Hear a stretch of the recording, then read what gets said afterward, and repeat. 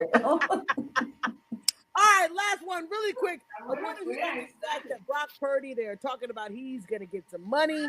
Um, we've already seen what it kind of looks like with Brock Purdy without the superstars, and it doesn't quite look great.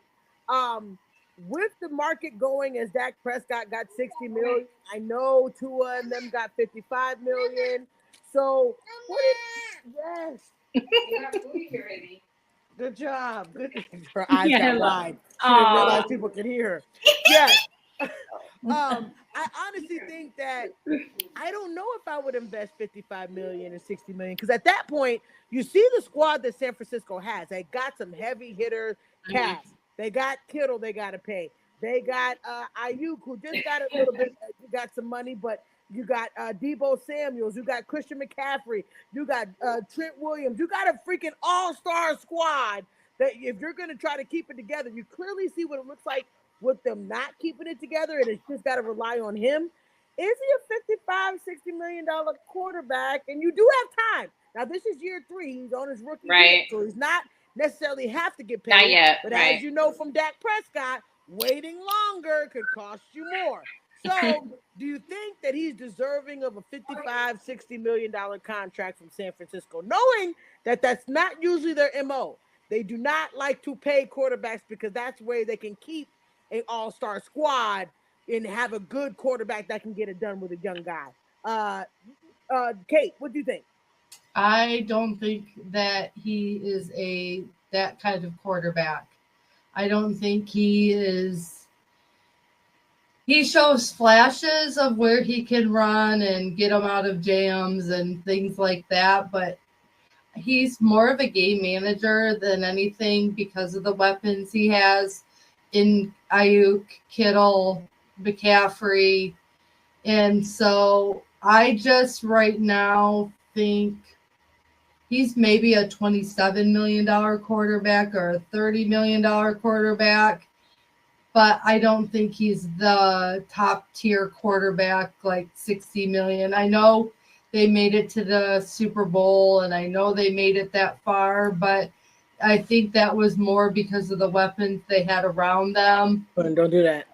I mean, you also have on the defensive side, you have like you have Bosa that you have to worry about with money and many other. It's a lot of money on that squad. If you look there is a lot. And, I just, they've been very injured riddled this year. So you can't put all the blame on Brock for how they've been because that team, like right now, McCaffrey's back on IR and, so I don't think I think he's more like 30, 35 at the top. Okay. But I don't think he's a $60 million quarterback or a $55 million quarterback because I see him more managing the game than dominating the game. Okay, I understand that. All right. I'm sticking around that range too if I can get my little point out the way. I just do not think with what they have, I don't know what I'd be willing to get rid of. I mean, think about it. Are you willing to get rid of Kittle? Are you willing to get rid of McCaffrey? Are you willing to give up, Debo? I'm not willing to give up, you know what I'm saying? You may have to. I mean, you saw what Miami had to do, get rid of Tyreek Hill. You do, the Chiefs had to get rid of Tyreek Hill in order to make it work. You may have to, but I just don't know. In order to make that work, like Tyreek Hill, getting rid of him, yes, it's sad, but you have a Patrick Mahomes. He can save the day with whoever's in it. Clearly, we saw it last year. Not a lot of known high pick names or whatever, but can he do that, Delilah? No, I agree with Kate. Listen, I don't want people to come for me for the Brock Purdy thing. But San Francisco's MO over the last, I don't know how many seasons, works. It works. They figured it out.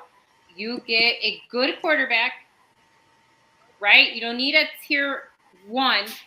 You get a good quarterback, solid, someone you can manage, you know what I mean? Who gets along with the players. You don't have to pay him a lot of money, and you build around him. And I don't think they should change that because they have proven that works. And so what's happening with San Francisco is that all of the offensive weapons, they're getting old and they're getting broken down. And it's just how, CMC is out again. and that's it. Like, he ain't gonna be back this season, Yeah, And yep. so they need to spend their money on bringing those pieces to replace CMC. To maybe Debo might be out. They have to replace that aging core with talent again. And so I don't think that they should give him all that money and instead do what they're known to do, which is pick those offensive pieces, build up their defense again, and I think that's where they should spend their money, because they've proven that works for San Francisco.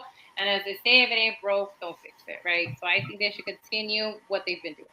I agree. Nicole, you want to you let us know what you think about Brock? I think pay the man the money. I think he's doing pretty good. There are a lot of times with how I was just saying with Bo Nix, he was the 13th pick. And I'm just looking, this is just news, just in, that I'm learning that Brock Purdy was named Mr. Irrelevant in 2022, and he was the last final pick. Yeah. So, from my understanding, if Tom Brady equals 7 rings, Brock Purdy equal X amount of rings, maybe, possibly. I think if we get him for a good price and reward him, I think there's some things that could be going good with San Francisco. Where's my disco? As some would say. But I don't know. I think it could be a good deal. And I think that he could just ride with it. He came from a long way and he's doing real good.